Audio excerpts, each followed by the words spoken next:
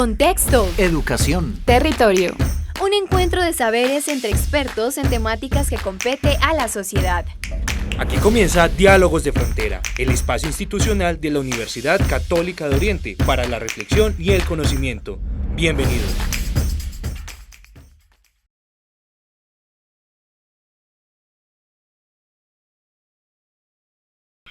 Porque estábamos muy alterados, mucho ruido y no había la capacidad de silencio.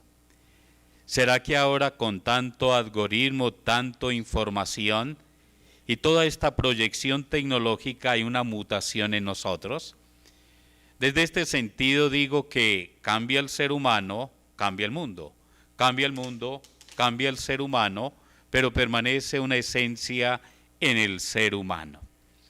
Dentro de los conceptos que decíamos en el programa anterior, hablábamos que el ser humano es una unidad, un espíritu personalizado, corporalizado, y que no podemos reducir la inteligencia solo a un algoritmo, sino que es el ser humano una integralidad. Era uno de los conceptos que teníamos así claros. El otro concepto que nos decía bastante Johnny es, no debemos de tenerle miedo a la inteligencia artificial, dado que ella cumple una misión o cumple algunos aspectos que tienen que ver con el ser humano. Puede ser una proyección, pero nunca lo van a sustituir. El ser humano siempre se necesita. Pero viene el término de la educación. La inteligencia artificial cambia el método de educación, de aprender, claro que sí, en muchas cosas, pero sigue siendo un interrogante, una apuesta filosófica. ¿Para qué existe entonces la tecnología, la inteligencia artificial? Para que nosotros nos encontremos más con nosotros mismos. Esa es una de las razones de ser. No es para evadirnos. Y en este sentido es importante decir, y es el tema que vamos a trabajar, este concepto de ética. Así como la técnica es ambigua, de igual manera con la inteligencia artificial es un concepto ambiguo. De igual manera de la globalización es un concepto ambiguo que depende de que nosotros cómo la utilicemos. La podemos utilizar para el bien, la podemos utilizar para el bien, pero la parte ética depende es de esa visión que el ser humano tenga. Gracias, Padre Raúl, por el encuadre en el programa en el día de hoy. Vamos entonces a la primera pregunta. Y quisiéramos escuchar un poco en esta primera parte al doctor Carlos, porque hay un concepto cuando escribe y cuando ha hecho algunas intervenciones, el tema de lo ético, el tema de la conciencia, hay una idea de esto de metabolizar la tecnología. Y para introducir el tema de lo ético, qué bueno tener claridad, porque pareciera ser que metabolizar tiene que ver con pensarse, pensarnos, pensar lo otro. ¿Qué podemos escuchar frente a ese término, doctor Carlos, de metabolizar la tecnología? Bueno, muchísimas gracias. Voy a tratar de ser breve en mis intervenciones. Metabolizar o reflexionar sobre la tecnología significa considerar la tecnología como algo propio del ser humano, es decir, de las raíces antropológicas, pero también el ser humano como algo social. Es decir, plantear la tecnología como un fenómeno social. Sin embargo, el discurso, y esto es un elemento también de contextualización de la importancia ética, del abordaje ético de la tecnología. Sin embargo, el imaginario o el discurso dominante plantea todo lo contrario. Plantea que la tecnología es un instrumento neutral o un dispositivo neutral, un fenómeno neutral, que se sitúa al margen de la sociedad, pero que al mismo tiempo ejerce una influencia en la sociedad. Hay una visión determinista y una visión avalorativa del fenómeno tecnológico, que lo considera como un fenómeno neutral. Todos hemos escuchado coloquialmente que la tecnología no es buena ni mala, sino que depende del uso que se haga, ¿no? Bueno, eso no es así. La tecnología ya tiene una orientación desde el diseño mismo y por tanto hunde sus raíces en los valores y en la construcción social, en los contextos sociales. Ahora bien, uno de los grandes debates es quién construye la tecnología. Si la construyen unas minorías que están situadas en las grandes corporaciones a nivel global, o la construimos entre todos haciendo una tecnología mucho más responsable. Yo creo que este es el contexto, reconocer que la tecnología no está al margen de lo social, sino que la tecnología es un fenómeno social, para reivindicar precisamente algo que no se ha hecho y que Carl Icahn, por ejemplo, un gran filósofo de la tecnología, reivindica.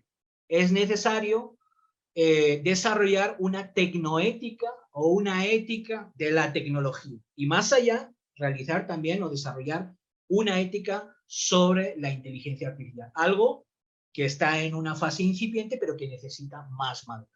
Muchas gracias, doctor Carlos. Los televidentes que vienen en secuencia viendo nuestro programa, es bueno para aquellos que recién ingresan a nuestro canal. ¿Quiénes son nuestros invitados? El doctor Carlos Hugo Sierra, que acaba de dirigirnos la palabra, él es doctor en Sociología de la Ciencia de la Universidad del País Vasco. Él tiene trabajos relacionados con la visualización científica, modelos representacionales de la medicina occidental y lógicas epistemológicas de la tecnociencia contemporánea. Profesor de la Maestría de Gestión de la Ciencia, Tecnología e Innovación de la Universidad de Antioquia.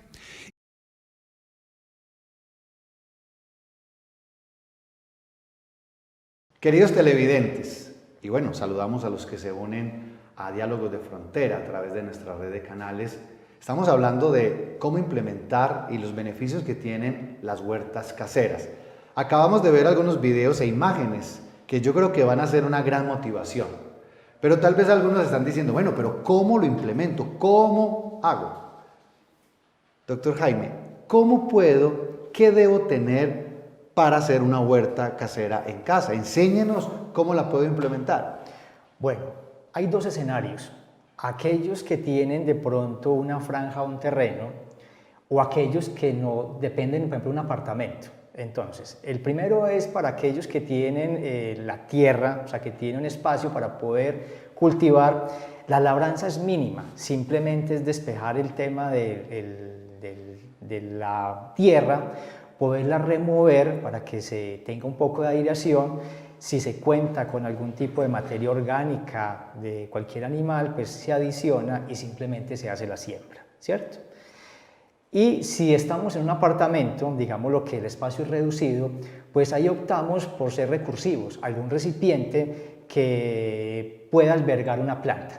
Por ejemplo, los recipientes de gaseosa, los recipientes de aceite de cocina, algún tarro de pintura que tengamos en la casa, algún pocillo, vaso que no esté en uso. Eso puede albergar una planta de un desarrollo, digámoslo, mediano. Estoy hablando de una cebolla de rama, estoy hablando de un cilantro, estoy hablando de una lechuga, incluso de ajos, que tienen, el ajo es un tubérculo y la idea es que también nos va a permitir algunas bondades o cualidades que más adelante pues considero que también podemos identificar por qué las vamos a tener. En síntesis, pues se considera que el tema de tener una huerta en la casa, sea que se cuente con espacio o no, es de voluntad y ser muy creativos a la hora de poder sembrar. Y un elemento, digámoslo, final es poder aplicar el tema de la huerta casera a productos que nos van a suplir alguna necesidad.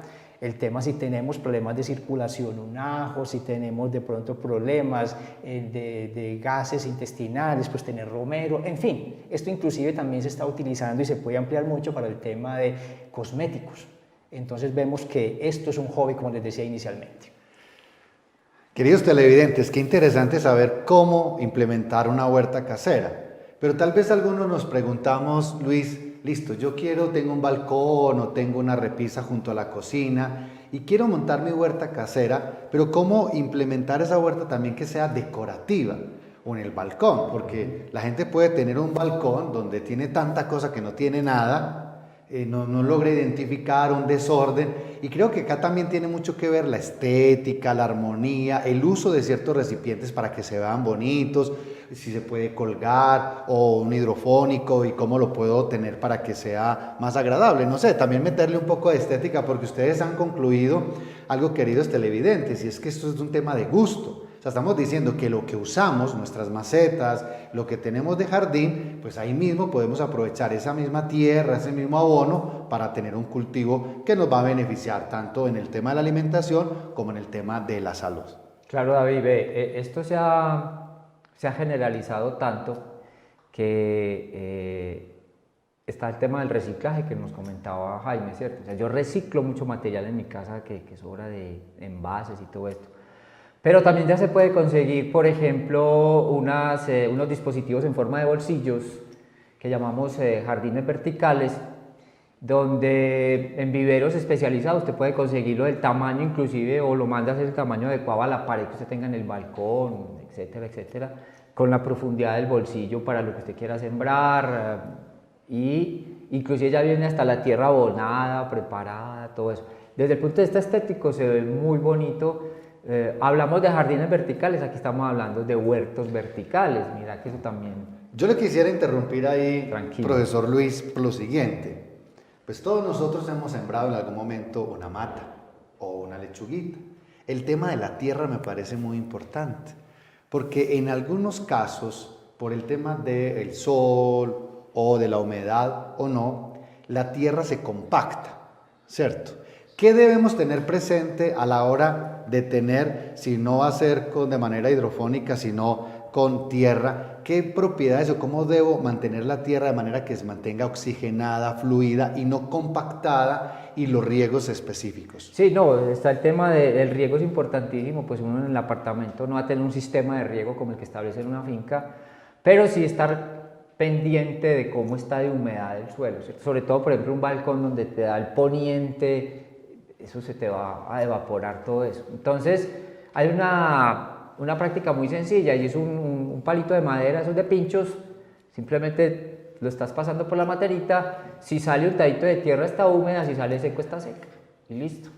Para que tampoco pues se sobrepase por el tema de la humedad, porque se pudre. El exceso es malo y hay por los dos lados. Entonces, son tips sencillos en ese sentido, pues para manejarlo desde ahí. ¿Y qué se debe hacer para el tema de cuando la tierra se compacta? ¿Es porque es una tierra inapropiada, no es buena, o ha sido mal usada? ¿Cómo es el manejo de la tierra? A veces sí, demasiado riego también a veces la puede compactar. Entonces, por eso te decía, esto se ha popularizado tanto que ya en los viveros vos la conseguís, inclusive la mezcla ya viene lista para que se mantenga oxigenado el suelo, con cascarilla de arroz, algunos de estos materiales que no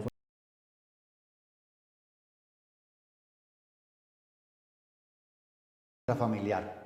Queremos saludar a las personas que recién llegan a nuestro canal. Estamos en Diálogos de Frontera tratando de entender un poco y comprender lo que es la familia, la violencia intrafamiliar dentro de la familia, y qué debemos hacer. ¿A quién debemos acudir cuando se presenta una situación? Vamos a ver la siguiente nota y ya regresamos. También es necesario reconocer todos los tipos de violencia que se instauran en este momento, y podemos enumerar algunas de ellas, como son la violencia psicológica, y es todo aquel acto que genera celos, que genera relaciones obsesivas y que genera todo acto de manipulación, haciéndole sentir al individuo que es menos y que no tiene ningún sentido de valor.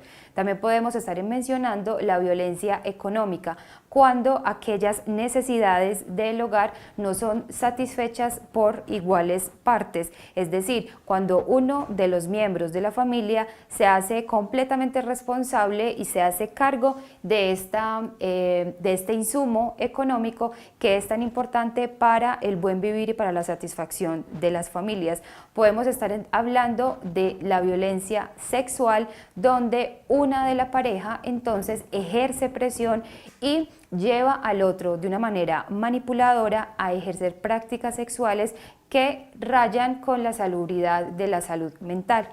También podríamos estar hablando de la violencia física, que es todo aquellos actos de golpes, empujones, moretones, que a veces dentro de nuestra misma cultura tienden a normalizarse. Pero entonces, ¿cómo estos tipos de violencia pueden manifestarse dentro de las diferentes conductas y dentro de cada individuo puede externalizarse de una manera diferente? Y si bien es importante reconocer que cada persona debe tener los recursos psicológicos y los insumos y estrategias que le permitan a la hora de enfrentarse con una violencia intrafamiliar, de poder detectar el caso y de poder alzar la voz y de poder decir: estoy siendo violentada, y poder identificar cómo manejar a este agresor y cómo manejarlo dentro de un contexto que sea seguro para la víctima. Entonces podemos estar hablando de estos recursos que son tanto familiares, que a veces en las familias tienden a naturalizar ciertas conductas porque son normales. Pasa en nuestra sociedad y es que naturalizamos unos actos y romantizamos otros. Entonces naturalizamos que la mujer sea siempre la que esté a cargo de la familia, pero romantizamos cuando un hombre entonces se tiene que hacer cargo de los hijos o tiene que hacer las tareas de la casa.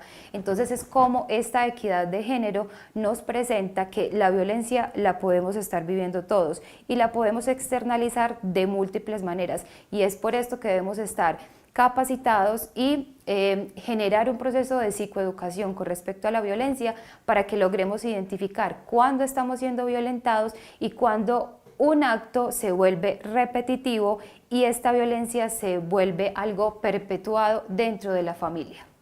Viendo la nota, en este momento entonces debemos identificar qué tipo de violencia, en qué momento, cómo saber si realmente estoy viviendo un tipo de violencia intrafamiliar y a quién acudir.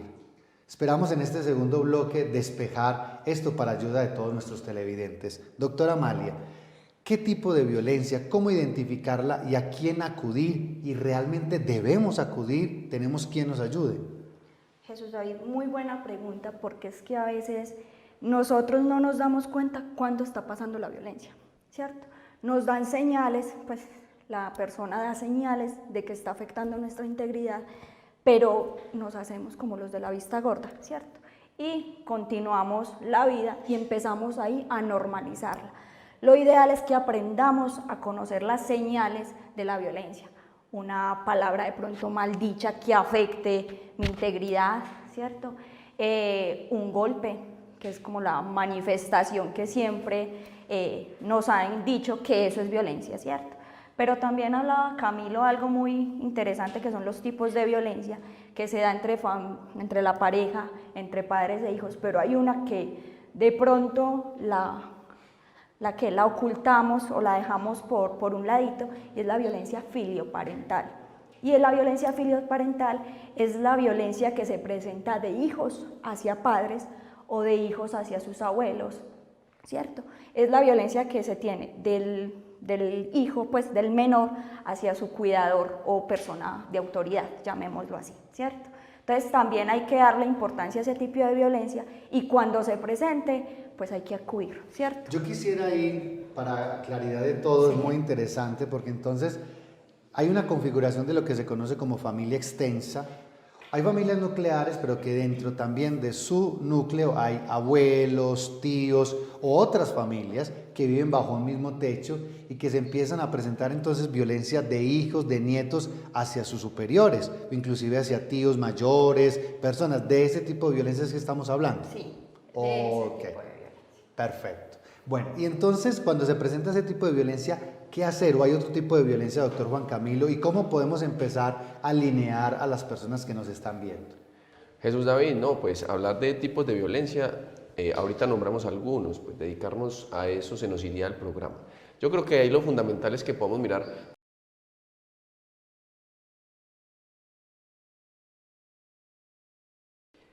Pero en el ser humano también están las relaciones. Jesús David ubicaba en ese plano de la familia. A nivel filosófico se llega a decir que el ser humano es un ser insuficiente, pero a la vez es suficiente. O también se llega a decir desde esa antropología biológica, el ser humano es un ser nidícula y dífuga. ¿Qué significa esto? Es un ser insuficiente. El animal cuando nace, el mamífero, tiene todos sus instintos para moverse. Pero el niño cuando nace necesita de la protección, del cuidado, de la orientación de los otros, porque tiene que ir formando su intelecto en ese sentido. Por eso decimos que es insuficiente. Cuando decimos que es nidícula y dífuga, se hace referencia a que se debe estar en ese nido familiar un tiempo, pero después de que se adquieren las habilidades, ya es un nidífuga, es decir, sale de sí mismo. Pero la vida también tiene sus connotaciones. Al final de la vida nos vamos haciendo más conscientes que somos seres insuficientes y necesitamos de los demás, que somos seres nidículas y nidífugas, necesitamos estar en el nido para que los demás nos protejan y necesitamos muy buenas relaciones. Y el título que le hemos dado es el cuidado. Y es el cuidado que la otra persona tiene conmigo, pero también el cuidado que yo tengo conmigo mismo.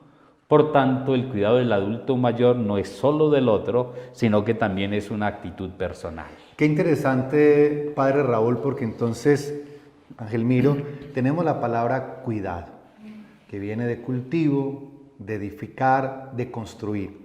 Y hay unas premisas básicas para el cuidado de la persona adulta mayor.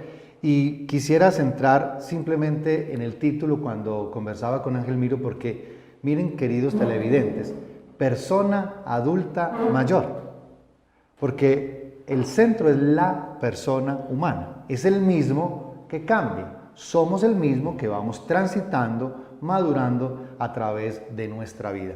Profesor Ángel Miro, ¿cuáles son esas premisas que debemos tener y que le podemos indicar a las familias en esta primera parte sobre el cuidado de la persona adulta mayor?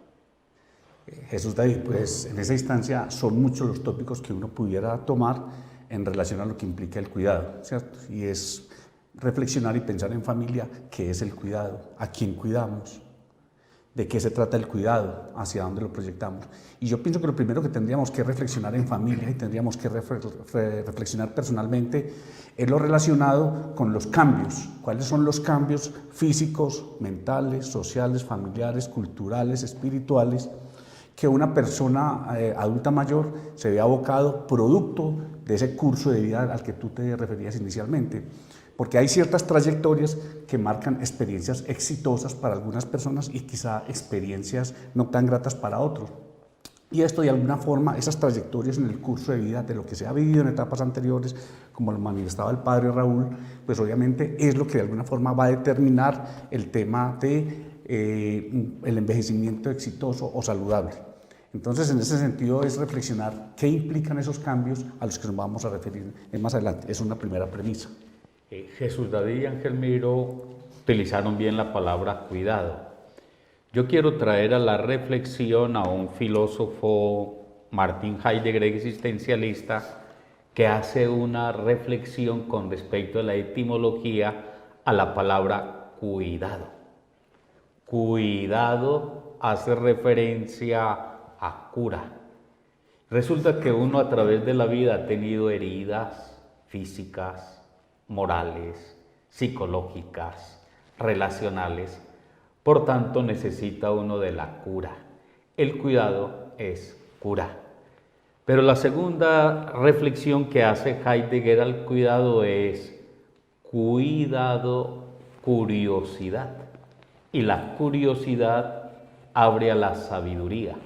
Por tanto, una persona cuidadosa es una persona que tiene sabiduría, tiene tacto en la relación con la otra persona. Entonces, en este sentido, el cuidado es cura, el cuidado es curiosidad y el cuidado siempre es tener un buen tacto.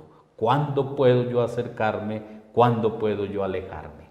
Qué interesante, Padre Raúl y Profesor Ángel Miro. Esas premisas básicas para el cuidado del adulto mayor tiene que ver con las actividades que la persona viene desarrollando o aquellas que ya deja de realizar para centrarse más en un autocuidado. Pero también esa idea, y háblenos un poquito de cómo debemos dentro de las premisas tratar el adulto mayor en familia, porque muchas veces el adulto mayor es independiente, tiene todas las posibilidades, pero lo replegamos o lo que llamamos en bioética le expropiamos de la autonomía y caemos, el término técnico, en un asedio compasivo, es decir, no le permitimos que haga cosas que le son propias. Qué bueno que nos puede ampliar un poco esta perspectiva. Perfecto, Jesús David. En ese sentido, pues básicamente entonces lo que tendríamos que definir hacia dónde se orienta el cuidado y el apoyo hacia el adulto mayor en familia. Y creo que la segunda premisa entonces tendría que ser el concepto de bienestar. Es decir, tenemos asumiendo el concepto de bienestar básicamente desde nuestra profesión en dos sentidos. Uno, en relación con la independencia. Tenemos que velar porque el adulto mayor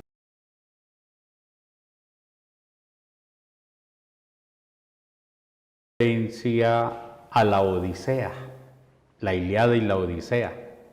La Ilíada va contando toda la pelea que se da cuando París se roba a Helena y se da esa batalla en Troya, donde muere una gran cantidad de personas, muere Patroclo y Mundo, en fin, y luego tienen que regresar nuevamente a la ciudad donde estaban, y la Odisea va a contar ese regreso. Cuando regresa Odiseo se encuentra que ya Helena pues no era feliz porque nuevamente la devolvieron. Sus amigos no estaban, la tierra había cambiado, había muerte, muchas cosas. Ir a la guerra y volver hizo que se dieran muchos cambios. En este sentido podemos hablar de la analogía también con la migración. Una persona sale de su tierra, se desarraiga y cuando regresa su familia no es la misma, sus hijos ya crecieron, cambiaron las estructuras físicas, arquitectónicas, sus amigos ya no están. Hay un cambio total. En fin, es una manera de ver también la migración. En ese sentido, padre José Raúl, es muy interesante porque en esa lucha hay una incertidumbre en la persona que sale y que va a empezar a sufrir. Precisamente Laura nos va a explicar un poco un síndrome que se presenta en la persona que migra y es muy bueno entenderlo para identificarlo y ayudarle a la persona que de cierta manera se pueda sentir mucho mejor en un momento determinado de su migración. Sí, como lo mencionas Jesús David, el doctor Joseba Achotegui, quien es psiquiatra de la Universidad de Barcelona, categorizó el síndrome de Ulises, que es un síndrome y un cuadro depresivo intenso donde podemos encontrar sintomatología ansiosa y depresiva, y son aquellas situaciones de estrés irregular a la cual están sometidas todos los migrantes dentro de las diferentes categorías. Entonces se dice que el proceso de migración supera todos los estándares de adaptación y de superación en la vida de la persona, y es como ese migrar en donde se pierde el lugar de pertenencia y se pierde la identidad. Y yo creo que para todos los seres humanos es importante ser reconocidos y saber a dónde pertenecemos y de dónde venimos. Entonces el migrante queda en una situación de total desprotección donde no se encuentran los recursos y los insumos psicológicos para hacer frente a estas determinadas limitaciones sociales en las cuales se encuentra la migración. Ese panorama que nos presenta la doctora Laura ya nos está indicando entonces cómo debe ser nuestra actitud frente a una persona que manifiesta de cierta manera este síndrome. Pero profundicemos un poco más.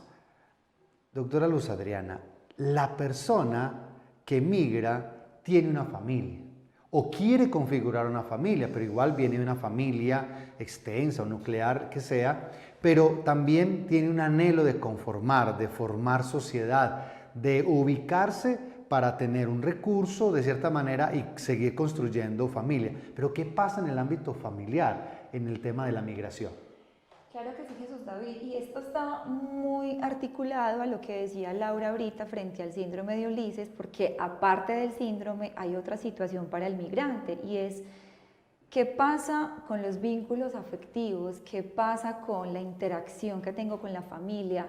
¿Qué pasa cuando yo migro en soledad, pero dejo mis papás o mis hermanos o mis abuelos o qué sé yo, mi pareja? Y cómo se da esa transformación en la dinámica de la familia, con qué intensidad se continúan viviendo esos vínculos afectivos, con qué variabilidad, cuáles son los medios a través de los cuales nos vamos a comunicar, porque si bien tenemos ahorita pues muchas herramientas a nivel tecnológico, la situación del migrante al inicio no es la mejor, mientras está en ese proceso de adaptación. A nivel económico también hay unas condiciones que analizar. Entonces, el hecho de no contar con una red de apoyo en ese momento cercana también va a detonar algunas situaciones en el manejo, en la estabilidad de la salud mental. Y sobre todo, pues también va a redefinir de alguna manera los roles que se tienen en la familia. Es decir, ahí se da también una inversión de roles, porque puede ser que la persona que migra sea el proveedor económico, pero a partir de la migración se dan unas dinámicas diferentes alrededor de la familia. Entonces también hay todo un análisis que, mejor dicho, nos demoraríamos todo un programa para hablar de eso. Esto que menciona Luz Adriana entonces nos podría llevar a pensar que en la migración se puede dar una desestructuración familiar, por un lado, que no es lo ideal. Y eso también para quien migra o que nos está viendo y que piensa migrar. Hay que pensar en la estructura familiar para llegar a algunos acuerdos frente a una decisión de migrar por algún motivo. Pero también esto nos va a llevar entonces, y muy bien lo mencionaba, y Laura, qué bueno entenderlo un poco, porque entonces el sistema, la familia es un sistema.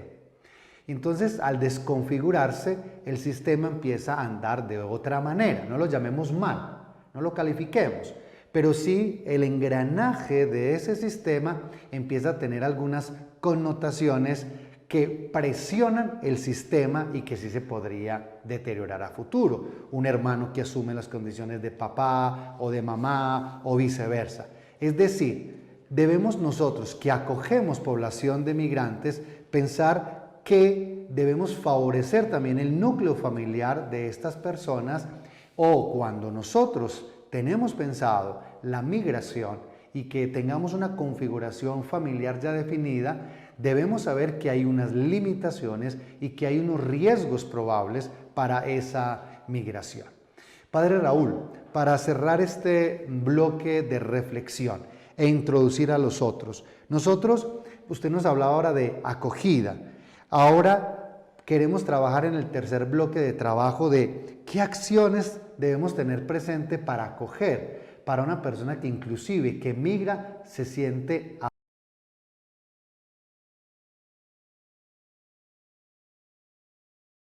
y que el cuerpo es una totalidad, que nosotros somos un cuerpo y que ese cuerpo pues amerita un cuidado permanente.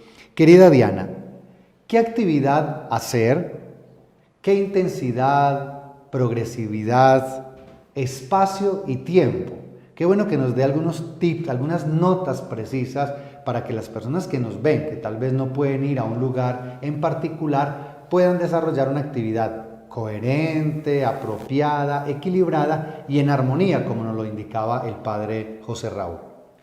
Bueno, teniendo en cuenta la condición física de cada persona, ahí podíamos hablar de una intensidad.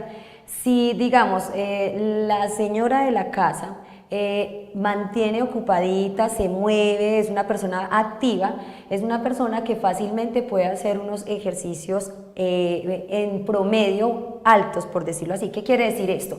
Por ejemplo, si le gusta bailar, coloca la musiquita que le gusta bailar, ahí ya se acomoda en la salita, cosa de que no se vaya pues como a estrellar o a tropezar con cositas que estén en la sala, y puede bailar al ritmo que su propio cuerpo se lo permita. Si la señora está acondicionada, obviamente va a hacer ejercicios o bueno, va a bailar de manera que ella pueda alcanzarse de oxígeno y no tenga problema. Va ahora al contraste, si es una persona que casi no hace ejercicio físico, que no conoce nada de ejercicio físico, lo ideal sería que empezara con cargas muy suavecitas, por ejemplo, salir a caminar, dar una vuelta, por ejemplo, si tiene manilla inteligente, caminar 1 kilómetro, 2 kilómetros, suavecito, que no se alcance de oxígeno. ¿Para qué? Para que primero no se vaya a lesionar y obviamente no vaya a despertar, digamos, alguna enfermedad, ¿cierto? Entonces, de acuerdo a la actividad de cada persona puede hacer la intensidad. Los lugares, si la persona tiene modo de hacer un ejercicio en sala, puede abrir un espacio en la sala y empezar a hacer ejercicios de fuerza con pequeños elementos como botellas, bastones, una colchoneta o una toalla en el piso donde podamos trabajar la flexibilidad, y de acuerdo a como, digamos, esté acondicionada físicamente, se puede esforzar un poquito. Por ejemplo, voy a estirar los piecitos sentadita en el piso y voy a colocar las manitos a tratar de tocar los pies. Si no alcanzo, pues obviamente esto es progresivo, y a medida que se va entrenando y se va realizando, pues obviamente el cuerpo va ganando más flexibilidad. Entonces, de acuerdo a la condición física de cada persona, puede hacer el ejercicio físico. Espacios muchos, la sala, el patio, el jardín, la parte de afuera, ¿cierto? Entonces, podemos conseguir un arito, hacer caminatas arriba abajo, o desplazar a los lados, todo de acuerdo a cómo esté acondicionada la persona para hacer la actividad física.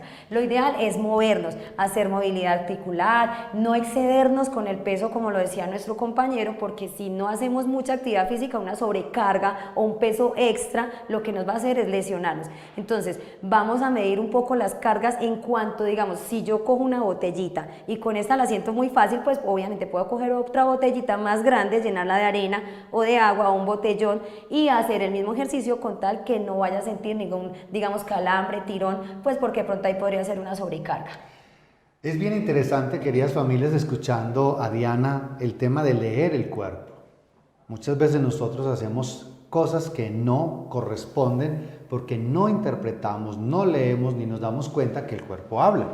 Profesor Edwin, en esta misma línea, ¿qué intensidad, progresividad, espacio, tiempo y qué recomendaciones nos puede dar para acondicionar, para mejorar el hogar como un lugar apropiado para la actividad física en casa? Y aprovecharía también para que nos dé alguna indicación, porque Diana lo mencionó, de esas manillitas inteligentes. ¿Son útiles? ¿Dónde se pueden conseguir? Porque tal vez alguna mamá, algún papá ve, yo no creí que eso no funcionaba, eso sí funciona, es real, ¿dónde se puede adquirir y demás? Porque ahí nos miden qué presión, qué latidos, qué cuánto caminé, y que realmente pues son de bajo costo y que podrían ayudar para un cuidado adecuado.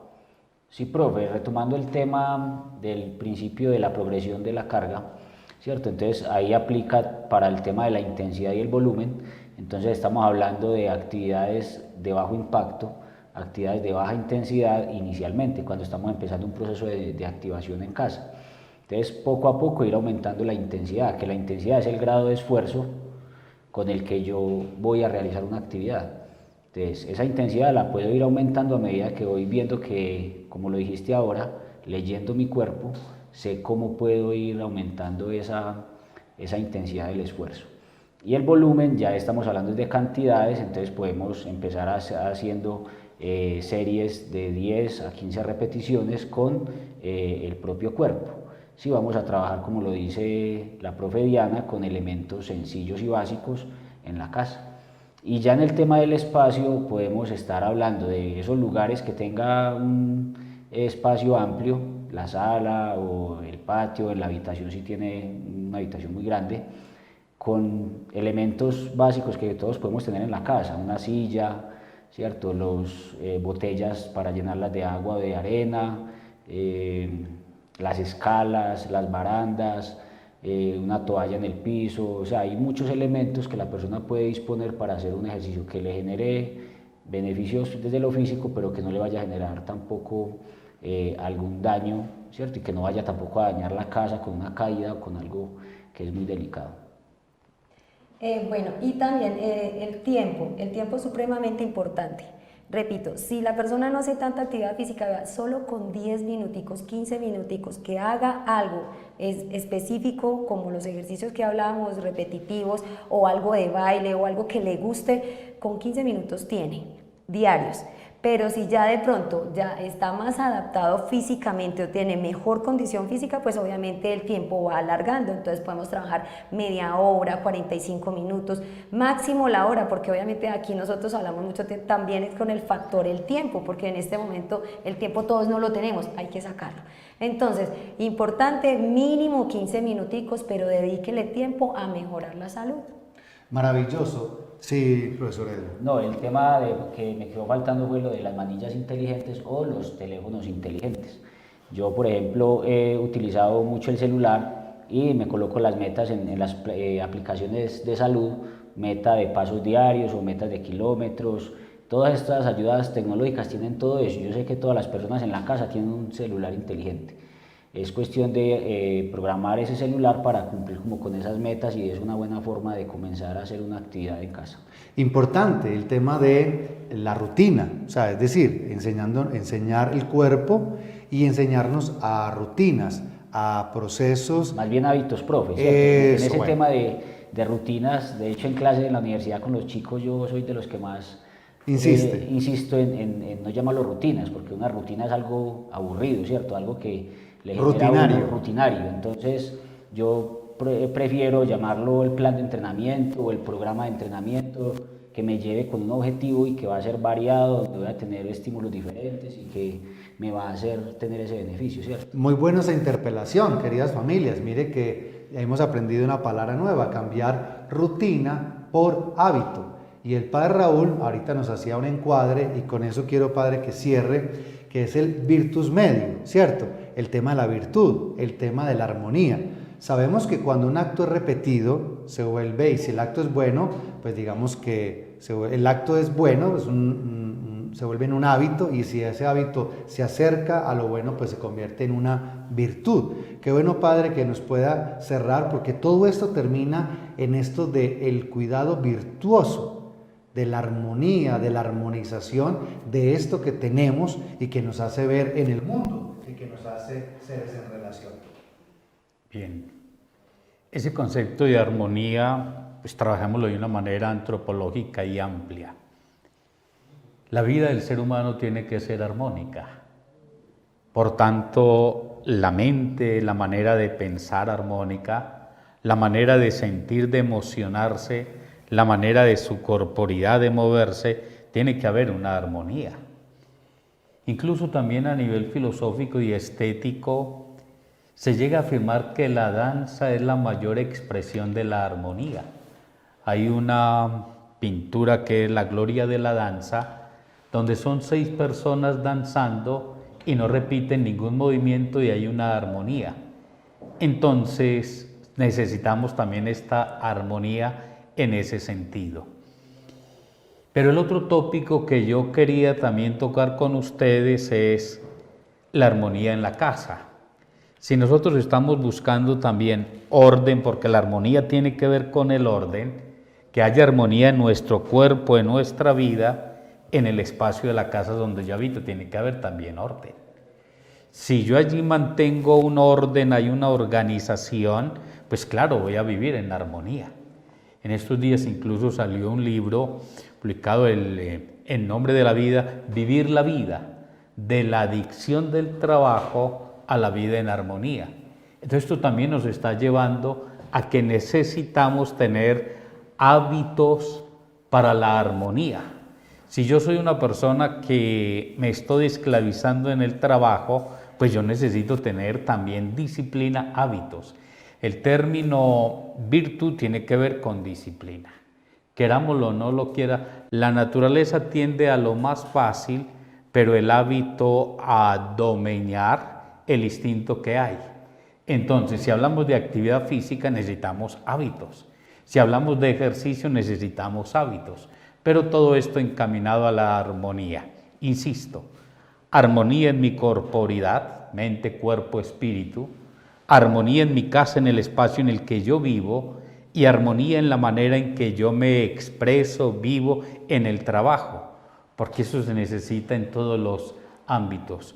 Hoy hay una explotación del cuerpo, hay una explotación a nivel del trabajo, volvamos a la armonía. Padre Raúl, gracias por esa intervención, porque entonces también nos queda como conclusión de que buscamos a través de la actividad física y o el ejercicio, buscamos ser parte de un todo. Es decir, buscamos que no solo cuidamos este cuerpo, sino que cuidamos nuestro entorno. Y tal vez recuerden, queridas familias, cuando nosotros hacemos con frecuencia actividad física, pues evidentemente esto redunda en una salud mental, en una salud familiar, precisamente por lo que hemos hablado el día de hoy, por ser un todo, porque el cuerpo nos permite expresarnos de una mejor manera y cuando el cuerpo está sano, precisamente nuestras relaciones y nuestro entorno puede mejorar. Ya regresamos en Diálogos de Frontera el día de hoy conversando un poco sobre la actividad física en casa.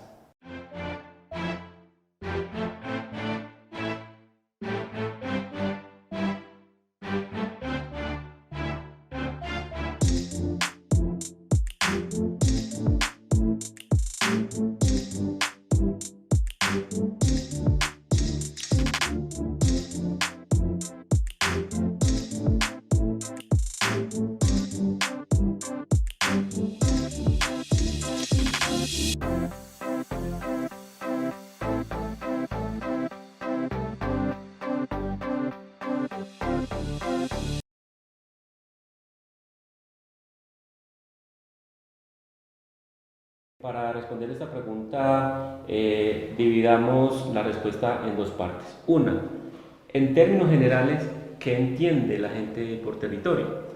Y en términos concretos, como lo pregunta Jesús David, ¿qué deberíamos entender por territorio? Porque como lo decía en el saludo, es un concepto que en términos generales y dependiendo de la perspectiva desde la cual se aborda el territorio, lo han reducido a una sola dimensión, a una condición unidimensional. Entonces, en términos generales, muchos consideran que el territorio es el espacio físico que está delimitado por unos límites y que está, digamos, dotado de una serie de potencialidades como montañas, ríos, valles, sobre el cual se cierne una forma de poder político que puede ser una alcaldía, puede ser una gobernación, puede ser un país, un gobierno. Y podríamos decir que cuando nosotros entendemos el territorio de esa manera, estamos reduciendo el territorio a una sola dimensión, que es la dimensión física y lo que en esa dimensión física ocurre, es decir, el ejercicio de un poder político a través de el Estado o formas de gobierno. Un asunto distinto es qué deberíamos entender por territorio. Deberíamos entender por territorio inicialmente como una realidad multidimensional, que la debemos entender, que la debemos abordar desde múltiples dimensiones. En términos, digamos, de caracterización, hay autores que plantean que el territorio se constituye de 4 dimensiones. No se desconoce esa dimensión físico-geográfica, efectivamente, eso hace parte de lo que es territorio, pero el territorio no se reduce solamente a una delimitación físico-geográfica. También es constitutivo del territorio las fuerzas políticas que se generan sobre él y que en términos de la geografía crítica tiene que ver con las formas de poder que se ciernen sobre esa realidad físico-geográfica a la cual le vamos a sumar también el componente social, que podríamos decir es un componente que constituye otra dimensión y que tiene que ver con la dimensión material. Entonces, dimensión físico-geográfica, la dimensión política, que podríamos ampliarla inclusive a la dimensión jurídico-política, porque normalmente ese espacio está fuertemente normatizado. Es decir, es a partir de leyes y legislaciones que se regula lo que ocurre en esos espacios físicos y sociales. Y a esta le vamos a sumar una dimensión que es muy importante, que es la dimensión simbólico-cultural, que yo creería es la que en términos generales siempre o se deja de último o inclusive ni siquiera se considera al momento de hablar de territorio, y que es justamente lo que lleva a que la visión que tenemos en términos generales sobre lo que es territorio sea reductiva, sea unidimensional y no esté contemplando verdaderamente lo que es el territorio. Entonces, efectivamente, la dimensión físico-geográfica, que tiene que ver con lo físico y que remite a otro concepto, que es el espacio, y que en ese sentido muchos lo ubican categorialmente también como región. Una región es lo físico-geográfico, y sobre eso lo político y lo jurídico. Pero también allí hay unas dimensiones materiales que tienen que ver sobre todo con el territorio como fuente de recursos, y que podríamos decirlo es la que en la fase avanzada del capitalismo es la que más realmente está direccionando los usos del suelo, los procesos de planeación del desarrollo, los procesos de urbanización, es alrededor del territorio como fuente de recursos. Y muy importante, la dimensión simbólico-cultural. Entonces, el territorio es una categoría que tiene que ver con el territorio como dimensión socioespacial del desarrollo. Todos esos procesos aunados en un proceso que es complejo. Es muy interesante escuchar al doctor Luis Erney, porque entonces se nos amplió el panorama. Se nos amplía el panorama a lo territorial, a lo jurídico, a lo simbólico y a los imaginarios que las personas van teniendo de su propia región. Y ahí entra también el tema de la identidad, el tema cultural, el tema de la apropiación, o en algunos casos, que ojalá no sea, de expropiación de lo que cada uno configura o va configurando como su zona, su región, su territorio. Doctora Magda, frente a estas dimensiones y entendiendo el territorio desde su perspectiva y su experiencia en los proyectos sociales y demás, ¿qué podemos indicar al respecto de lo que debemos entender por territorio, cómo asumirlo, cómo clarificar además de esas dimensiones para que las personas puedan decir, ok, entiendo y puedo ser partícipe de eso que consideramos territorio? Bueno, complementando un poco también lo que mencionaba Ernei, hay dos cosas que se tienen que tener en cuenta. La primera es la construcción de la realidad en torno a un territorio.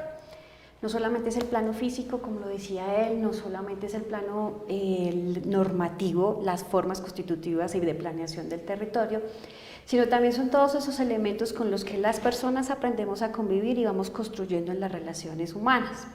Entonces, dentro de esos procesos simbólicos y culturales, nosotros vamos construyendo también un elemento identitario, que es el que facilita de alguna otra manera los procesos de identidad, los procesos de localización, los procesos de apropiación.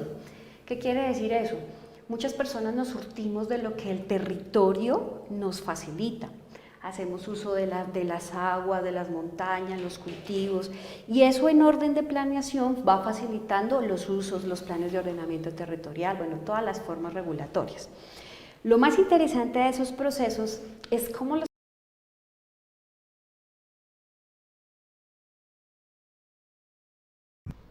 Veíamos en el bloque anterior, queridos televidentes, que la cultura, el arte, la estética, el entretenimiento se configuran en una realidad que debemos tener presente. Pasa siempre en el ámbito familiar que alguien desee o nos gusta disfrutar en algún momento de una buena pieza musical o de una buena obra de teatro.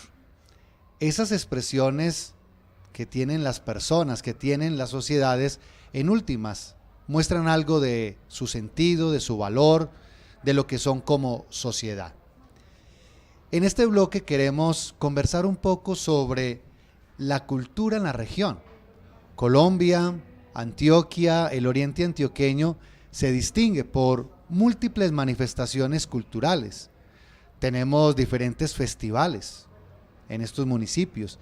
Tenemos obras de teatro, pintura, bandas sinfónicas, grupos profesionales de danza, caricatura, diferentes manifestaciones, es decir, una gran riqueza, como el término lo permite, cultural. Pero dejemos que sean nuestros invitados que nos hablen un poco sobre la cultura en la región? ¿Cómo está transformando la cultura de la región? ¿Qué tenemos que decir alrededor de esto? Bueno, primero que todo tenemos que sentirnos muy orgullosos de nuestra región, porque es una región ejemplo para todo el país. Tenemos festivales y muy grandes, muy importantes, que se los envidian en otras ciudades con mucho más presupuesto, y aquí logramos una gestión muy buena, como el Festival de Teatro que tiene el Carmen de Viboral, que es el Festival Internacional. Es muy importante ese festival. Y asimismo en la región encontramos un montón de eventos culturales que son muy grandes, que son muy valiosos y que de pronto no conocemos, y que eso deberíamos de aprovechar y mostrarlo.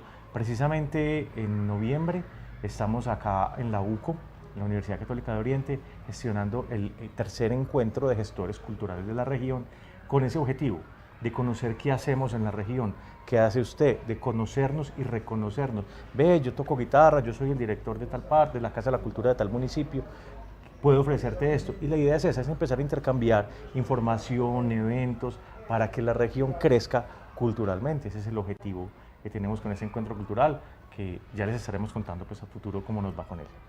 Maestro. Bueno, mire, no es una novedad el hecho de que por ser la subregión que tiene más municipios, son 23 municipios de la región, esto convierte la región en un foco no solo económico, sino cultural, realmente. Lo que Rodrigo nos contaba, eventos y festivales tan grandes como el de Teatro del Carmen, que cumple 30 años este año, o como el Encuentro de Bandas del municipio del Peñol, que cumple 37 años, eso ya nos da un indicador muy grande. En cada uno de los municipios, de esos 23 municipios, tenemos, por ejemplo, bandas de música. Incluso hay municipios que tienen 3 bandas de música, solo por hablar de una de las expresiones artísticas. Pero vemos cómo cada vez las casas de la cultura tratan de promocionar las otras artes, como danza, teatro, pintura, y esto va generando un movimiento mucho más grande en torno a estas prácticas artísticas. Entonces la región, primero, tiene una gran ventaja, que es la cercanía que hay entre los municipios. Y segundo, las casas de la cultura, ese enfoque que están brindando, fortalecen mucho más este tipo de procesos. Pero también tenemos que reconocer una gran dificultad, es que a veces la cultura de un pueblo, de un municipio, depende mucho del administrador de turno.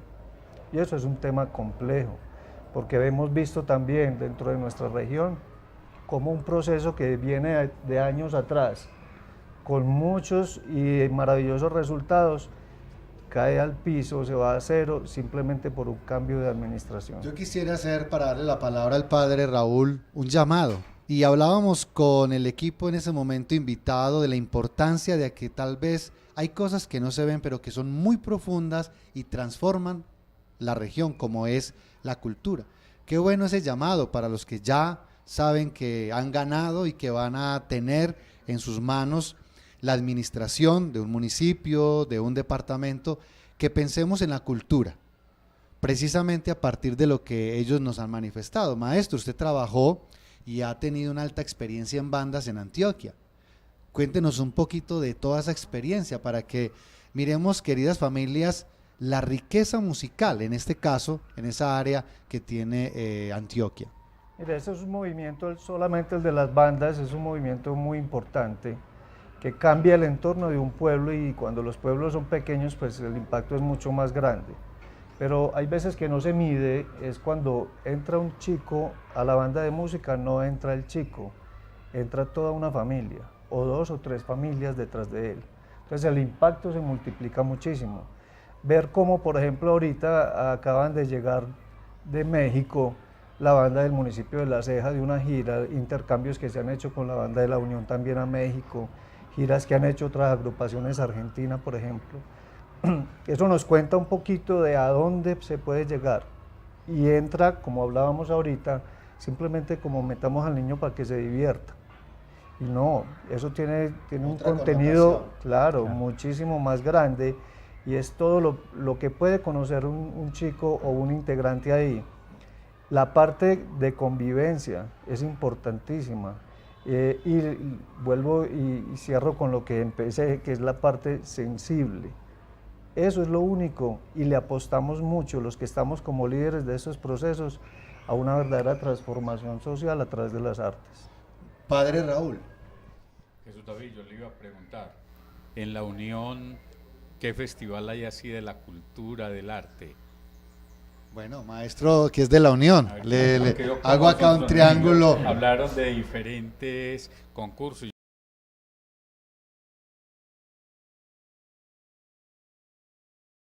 De Oriente. Luisa, ¿cómo podemos comprender y empezar a delinear algunos puntos en torno a cómo la universidad transforma la región, transforma la sociedad? Es muy importante saber, Jesús David, que la universidad no simplemente cumple un rol de formar profesionalmente a los estudiantes que en ella ingresan, sino de acompañar ese proceso formativo desde que toman la decisión de estar acá, ¿cierto? Acá porque en este momento nos encontramos emitiendo desde la Universidad Católica de Oriente, un espacio renovado, de pronto se les hace un poquito extraño este set, pero estamos acá desde nuestro campus que queremos que ustedes conozcan. Entonces, con base a eso, no es solamente tomar la decisión, sino después de eso, ¿qué? ¿Cierto? La universidad realiza un proceso muy bonito de acompañamiento al estudiante, en donde queremos que de manera integral esté presente aquí en nuestro campus, acompañándole de manera psicológica, psicosocial. Es por eso que siempre se identifica desde el proceso de entrevista cómo se puede acompañar de una mejor manera a ese estudiante para que su permanencia sea sana, ¿cierto?, dentro del campus. Aparte de eso, si no tenemos el recurso de ingresar económicamente, por medio de la universidad se gestionan diferentes proyectos que permitan que el estudiante ingrese y permanezca desde la parte económica, ¿cierto? Subsidios, becas, créditos educativos, créditos internos de la universidad, pero si no basta con eso, si el estudiante viene de afuera, como lo decía el rector, no es solamente la Universidad del Altiplano, pretendemos llegar a esas otras subregiones del Oriente Antioqueño porque somos la Universidad Católica de Oriente. La universidad también tiene otros programas de acompañamiento para que el estudiante llegue, viva en lugares cercanos, como el Hogar Juvenil Universitario Santa María, que queda en la vía Río Negro La Ceja, por un módico costo de permanencia o para habitar este lugar, pueda estar más cerca de su municipio de origen.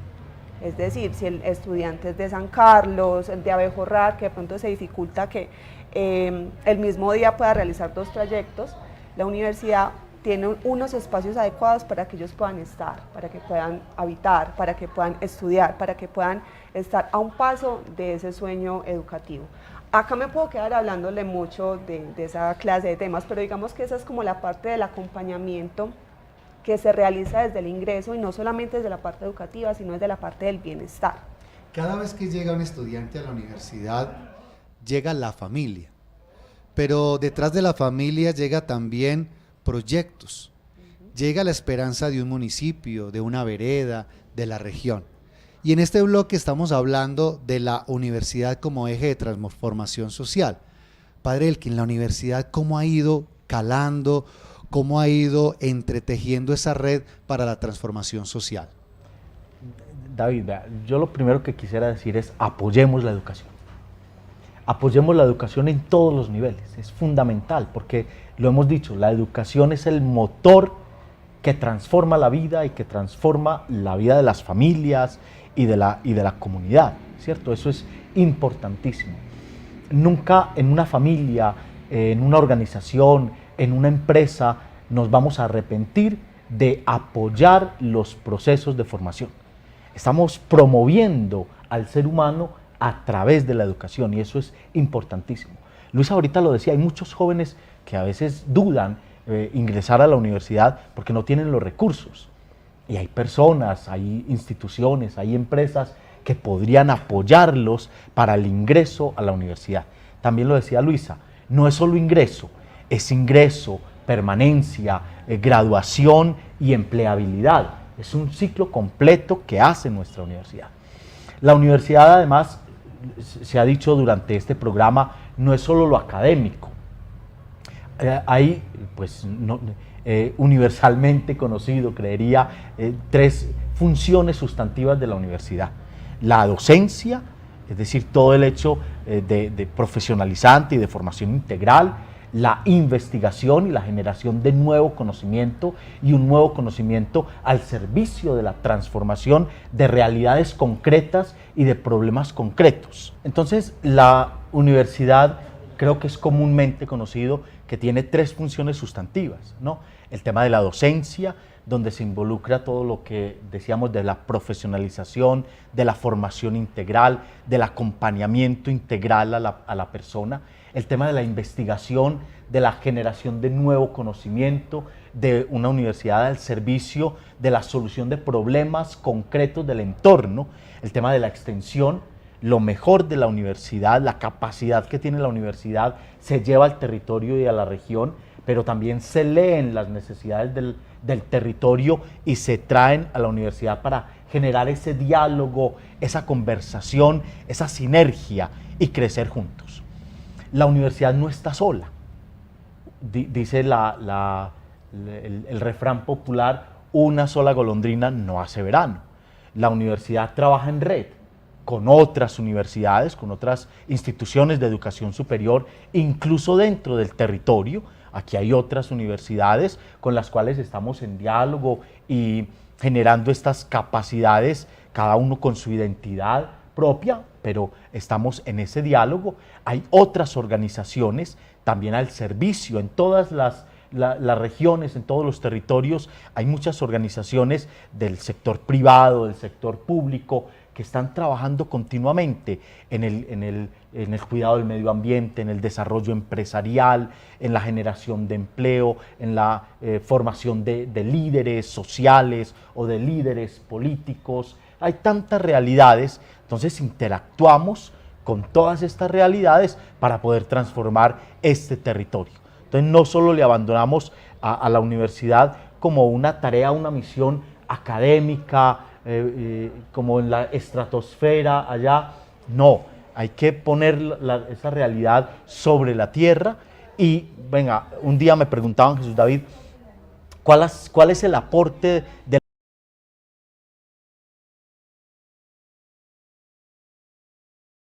nos unen a nuestros canales el día de hoy con el voto consciente, compartiendo precisamente con la experiencia de la doctora Beatriz y de Vanessa, quienes nos han tratado de mostrar cómo debe ser una elección activa, una elección autónoma y una elección consciente. Vamos a ver la siguiente nota y ya regresamos en Diálogos de Frontera.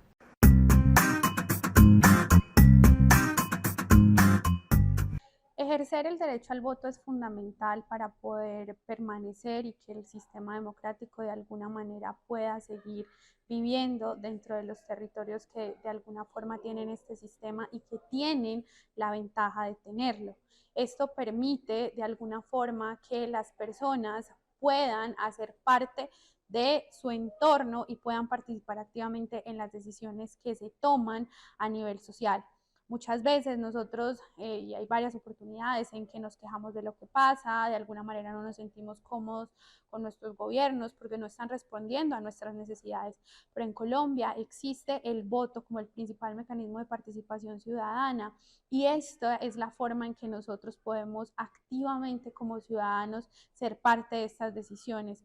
Por ende, evidentemente es supremamente importante para poder que este sistema no solamente se siga manteniendo, sino también que siga mejorando y que nosotros como veedores luego podamos hacer de alguna manera veeduría o seguimiento a, digámoslo así, estas propuestas que los candidatos presentaron, ver si se están cumpliendo y a partir de ahí actuar como ciudadanos, sea a través de otros mecanismos de participación ciudadana o de alguna manera ya en las próximas elecciones dándole la oportunidad a ese mismo partido, a ese mismo candidato o a otra opción, dado o teniendo presente si este nos cumplió o no nos cumplió.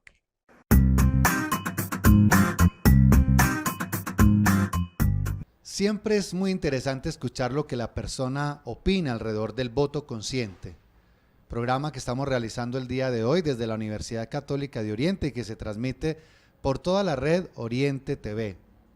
Saludamos hoy a las personas de Guarne, San Vicente y Marinilla, que en este momento nos están viendo a través de nuestros canales.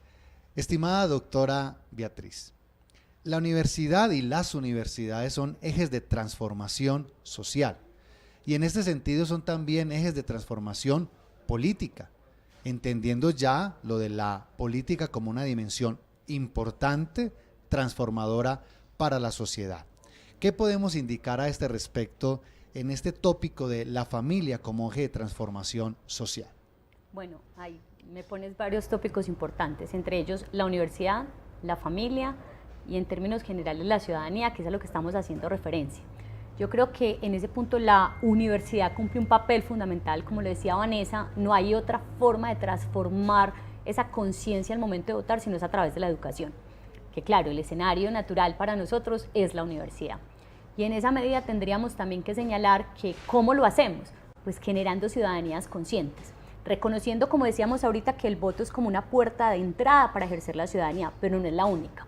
Y eso también es importante con lo que decía el padre Raúl ahorita, porque claro, cuando empezó el sistema democrático, empezó como un sistema de democracia directa. Después pasamos a un proceso de democracia representativa. Hoy nos encontramos en otro escenario, que es como un punto intermedio. ¿Por qué es un punto intermedio? Porque le otorga ciertos poderes al ciudadano diferentes al voto. Entonces, por ejemplo, cuando hablamos de democracia participativa o semidirecta, hoy voto, pero mañana puedo hacer control de ese voto, puedo hacer control o veeduría de lo que hace ese ciudadano.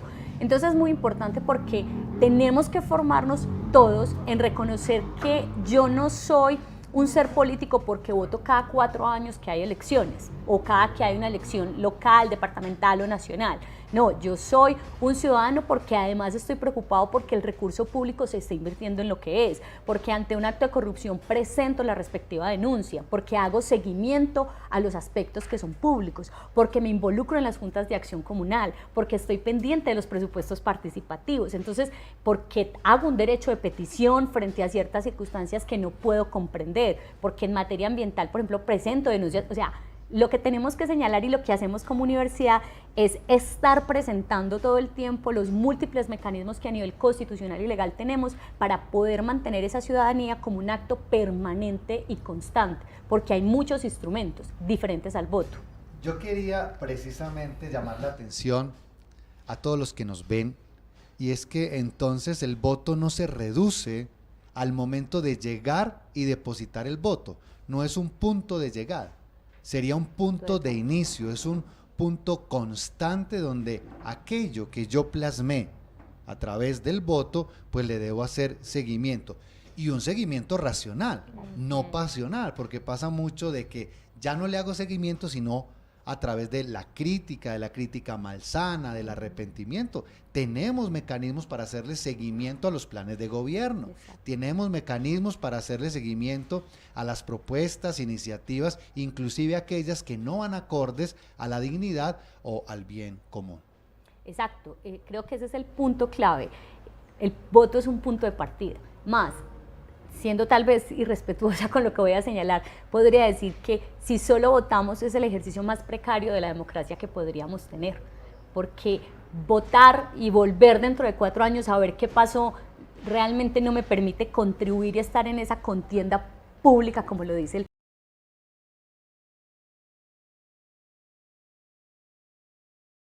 en torno a lo que han escuchado, qué mitos conocen, qué leyendas son más comunes en su región. Y nuevamente saludamos a todas las personas que se unen con nosotros a Diálogos de Frontera, el día de hoy con la producción de Cable Plus desde la Universidad Católica de Oriente. Estimado Edgar, ya sabemos que es un mito, ya sabemos que es una leyenda. ¿Cuáles son los más importantes y cuáles son comunes a las regiones? A las regiones, yo te diría que cuando hablamos de los mitos, en el caso de Colombia, podemos conversar un poco sobre el tema de Bachué, de Bochica, que son los más representativos que tenemos en Colombia. En Colombia, sobre todo porque son esos mitos fundacionales de unas culturas, de unos pueblos.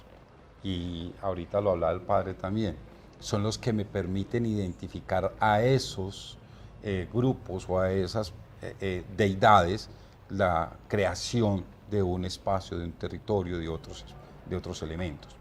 En América hay muchos. en todo el mundo. Yo traje una lista, si me permites, leo algunos con referente, por ejemplo, en el caso de Grecia, toda la mitología griega del Olimpo, del primero inicialmente de los dioses griegos que aparecen, que son los padres, Cronos, Hera, Urano, el cielo y todos estos, y después aparecen los dioses del Olimpo que tienen algunas figuras humanas o unas características humanas superiores como Zeus, Eros y otros tantos. Y tenemos, por ejemplo, algunos como el mito de Ícaro y de Talo, ¿cierto? Que salen volando, que es el sueño de todos los seres humanos poder volar de otra manera.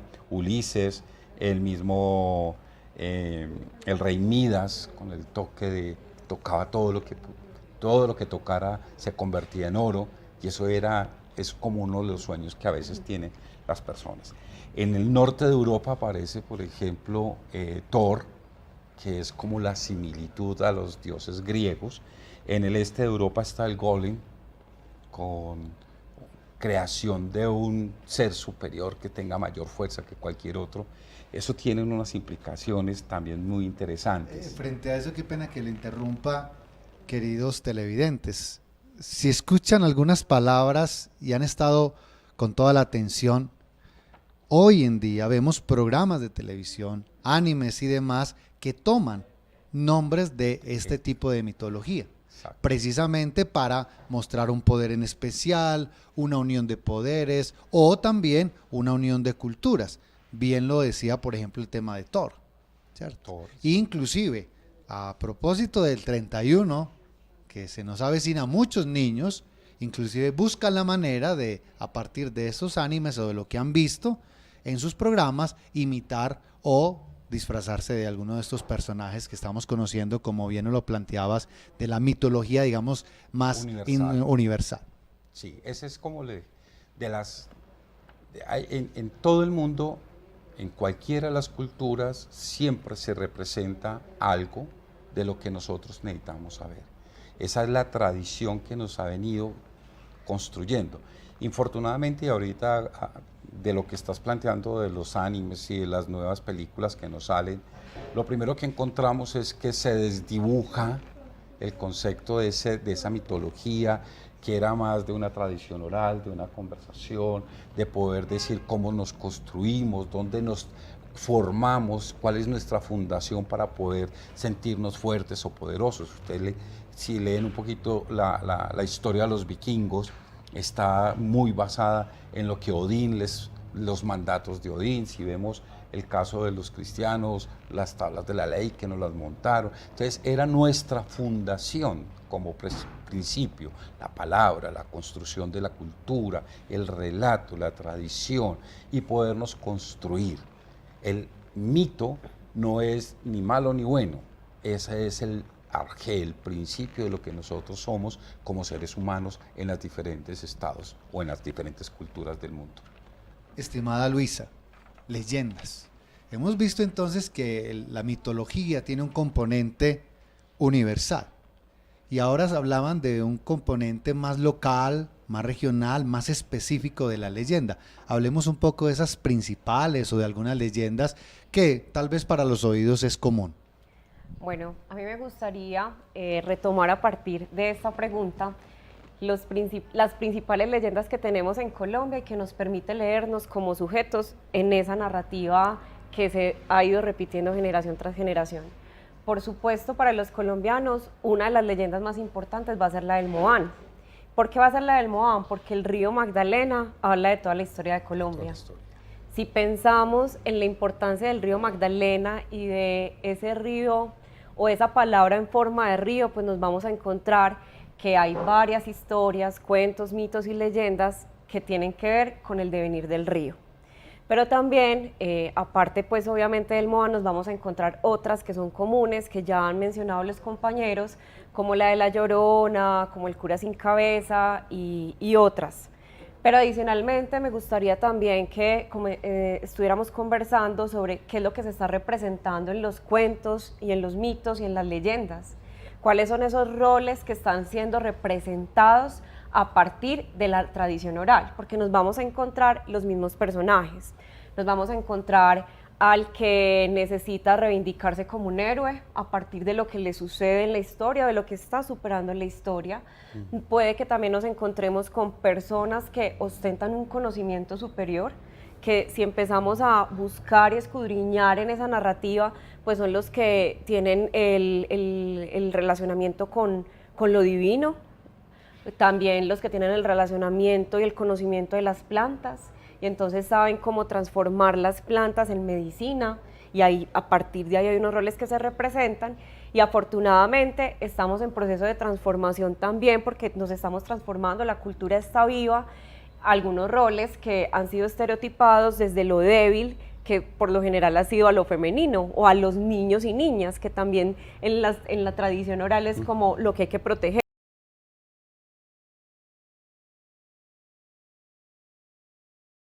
Evadimos el tema. ¿A qué se le tiene miedo cuando se refiere con el término muerte? Yo voy a como una experiencia locativa. En Roma hay una iglesia en la Plaza Barberini que uno entra, es una iglesia muy particular porque tiene en la parte de abajo un cementerio. Y cuenta en un tiempo donde no había como dónde depositar los muertos, y los monjes empiezan a hacer obras de arte con los huesos de los restos, pues, de las personas que habían fallecido allí. Entonces uno es muy impactante entrar porque usted ve esas calaveras, esos huesos y se topa con la muerte. Pero llega un momento donde se encuentra con una calavera que tiene un aviso, y el aviso es muy diciente, y lo voy a leer así en italiano, yo lo traduzco porque es bonito como lo conserva. Dice: es la calavera diciéndote a ti, oggi a me, domani a te. Io fui quel che tu sei, tu sarai quel che io sono. Pensa mortal che il tuo fine è questo, e pensa pur che ciò sarà ben presto.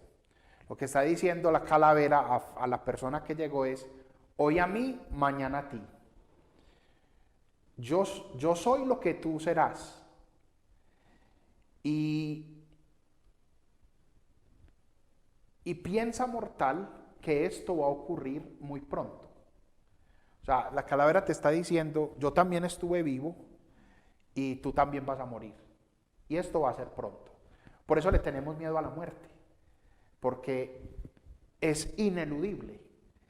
Y de otra parte, porque la muerte es muy cruel, la muerte arrebata. Cuando uno tiene la experiencia de perder seres queridos, la muerte nos cuestiona, nos duele. Por esto le tenemos miedo, porque uno le tiene miedo a lo que le arrebata, a lo que le quita.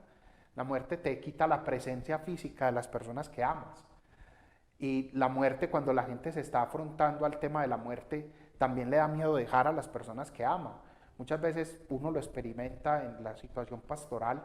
Alguien te dice: padre, la gente está pegado a la vida, porque está, y muchas veces los médicos dicen: parece que sí, padre, órele que parece que hay un apego, y en el fondo uno no se quiere desprender porque sabe que va a dejar algo, y hay unas personas que van a quedar sin uno.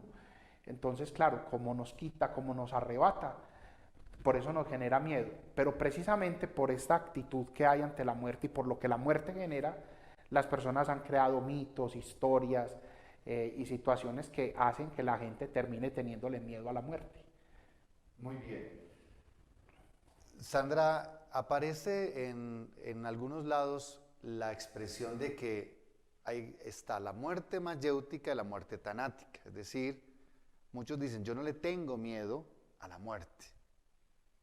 Y otros dicen: no, es que le tengo miedo es al modo. Entonces le tenemos miedo a la que sería la muerte tanática. Pero la muerte mayéutica, digamos que se resuelve a partir de la experiencia de sentido que nos han dicho el día de hoy.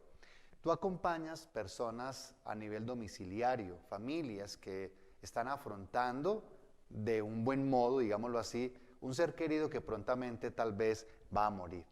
¿Por qué se le tiene miedo? ¿A qué se le tiene miedo cuando las personas y las familias ven el proceso de muerte? Lo primero es entender que no comprendemos la muerte como esa certeza transformadora. porque es precisamente cuando enfrentamos esta situación límite, como lo nombra Karl Jaspers, filósofo existencial, y nos dice, es esa situación límite la que nos confronta con el mismo deseo de vivir, con el mismo deseo de nuestra existencia. Entonces hay unos miedos básicos que se plantean. Esos miedos básicos tienen que ver con la ansiedad que se experimenta y se siente uno, digamos, si se atraviesa una enfermedad y estamos en una condición, en una fase terminal, o incluso por una situación de cronicidad.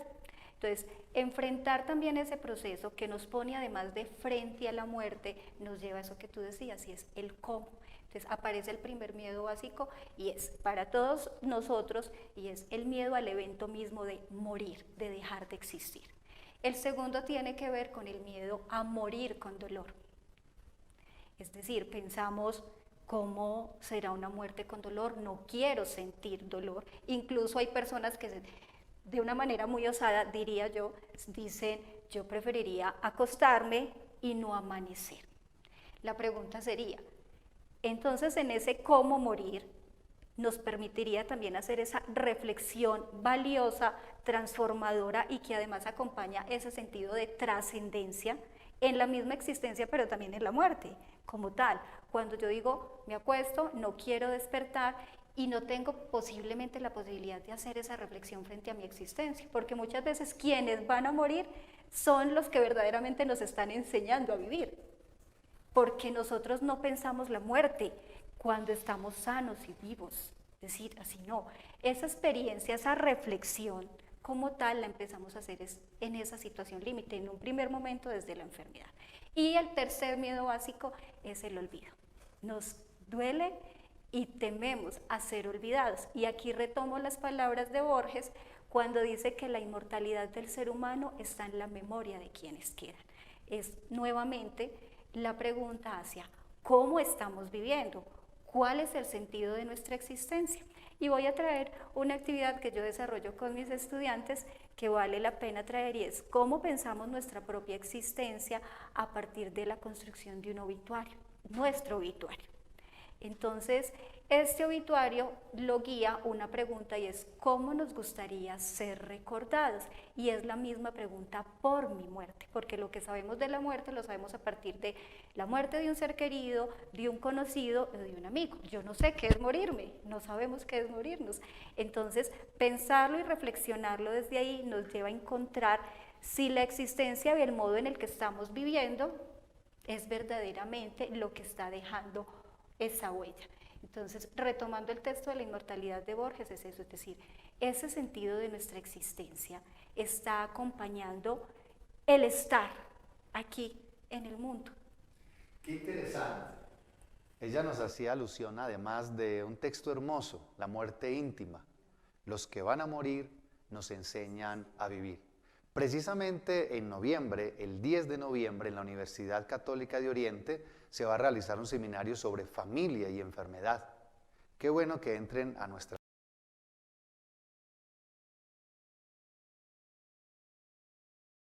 Tanto queremos.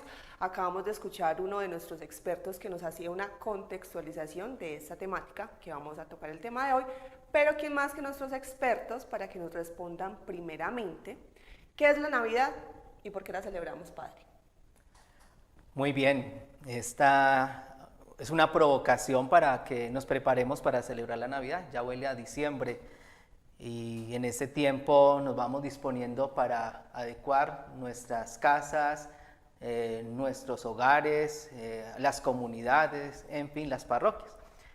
Y para ello, pues, lo de la Navidad se tiene que ver como lo que es, un encuentro con el Dios vivo que se ha encarnado en nuestra historia. Entonces es una oportunidad maravillosa para que nos demos cuenta de lo que estamos celebrando y que lo que celebramos tiene pues todo un recorrido histórico y es la encarnación del Hijo de Dios en nuestra historia. Esa ternura del niño Jesús que nace en la pobreza, en el cual todos nosotros nos podemos encontrar con ello. Entonces es la oportunidad para ello, entrar a celebrar un misterio. No es una fecha, sino un misterio, un acontecimiento. Esa es pues como la de las primeras invitaciones. Entrar a celebrar un misterio, el encuentro con alguien esperado, deseado, y como punto final tiene todo, digamos así, un proceso, una trayectoria de preparación, de significados, de acciones que van expresando esa realidad. Entonces yo creo que eso es lo primero que no podemos olvidar en esta Navidad y en cualquier Navidad, que es el encuentro, digamos así, de lo divino con lo humano, de Dios con nosotros, de los que lo buscan, lo reciben, lo acogen. Entonces es una oportunidad maravillosa como para darle espiritualidad a estos acontecimientos. Qué interesante, Padre Nelson, Ana María y Luisa. Familias, hay veces estamos tan atiborrados en un tiempo prematuro de la Navidad que cuando empieza el tiempo de Adviento y la preparación vemos la Navidad como un punto de llegada. Y cuando llega el verdadero momento de la Navidad estamos cansados y es cuando empezamos. El Padre Nelson nos lo acabó de explicar muy bien. Precisamente, Ana María, entonces, ¿cómo es ese tiempo y qué realmente es la Navidad? Bueno, realmente yo pienso que lo primero que debemos aclarar es que es diferente diciembre a Navidad.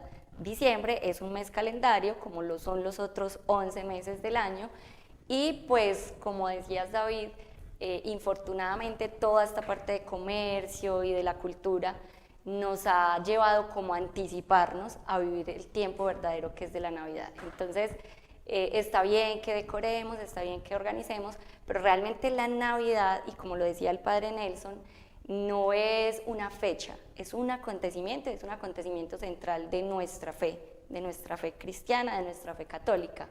Y pues realmente Navidad da inicio en la noche del 24 de diciembre, pues llegando ya al 25 de diciembre, y se prolonga por 8 días más. Litúrgicamente lo llamamos la octava de Navidad. Entonces es un día que se vive durante 8 días. Durante esos 8 días hay gozo, hay alegría, en la liturgia se entona el Gloria in excelsis Deo, y pues todo este acontecimiento nos lleva a vivir 8 días de una celebración intensa, octava de Navidad.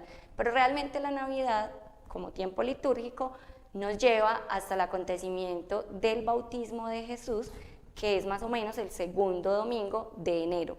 Entonces, no anticiparnos como tú decías, a empezar antes y a terminar antes, porque normalmente las personas dicen, llegó 24, llegó 25, se acabó esto, se acabó la Navidad, y realmente es donde inicia la época de la Navidad. Entonces, que tengamos esa diferencia entre lo que es diciembre, como un mes de celebración, como un mes de compartir, pero el acontecimiento como tal, importante y central de la Navidad, empieza 24 de diciembre en la noche y va hasta el segundo domingo de enero. Muy interesante. Muy interesante eso, porque yo creo que nosotros no respetamos noviembre. Nosotros desde que llega noviembre, y por ahí unas emisoras pues muy populares, desde que llega septiembre, ya nosotros nos estamos adelantando a vivir esta celebración que va más allá de un mes. Como tú decías, Navidad no es diciembre. Navidad es el misterio que dice el Padre Nelson del nacimiento de Jesús, que eso es lo bonito y las personas creyentes celebramos, los que no son creyentes también, pero porque es un ambiente pues de fiesta, de celebración y demás.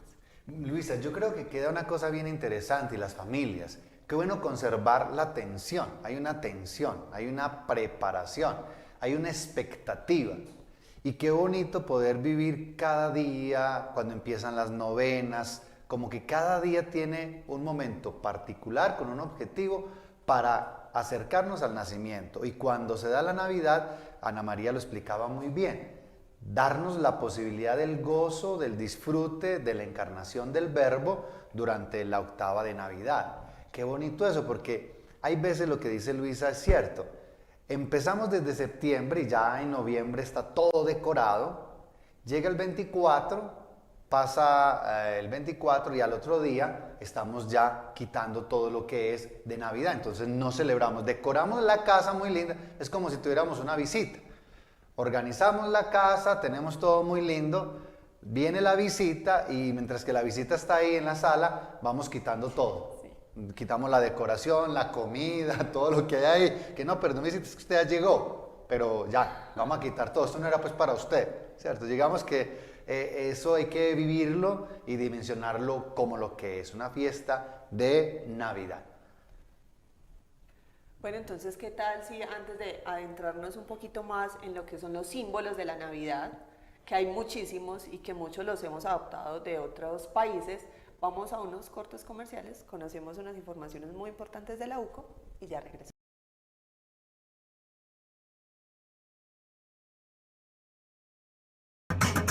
Hemos visto la nota de las personas sobre la economía. Complementemos un poco esa información con nuestros expertos. ¿Qué podemos entender por economía familiar? ¿Qué aspectos son los que estructuran, digamos, ese concepto general de economía familiar? Bueno, ahora vinculamos el concepto general de economía con la economía familiar o la economía doméstica, mencionando que pues tienen semejanzas en el sentido de que ambas manejan fuentes de ingreso, tienen algunas responsabilidades que atender, gastos, deuda, pasivos, ahorro y demás. En ese sentido, vale la pena mencionar que dentro del núcleo familiar es importante observar el orden en el que se desarrollan esos gastos y esos ingresos.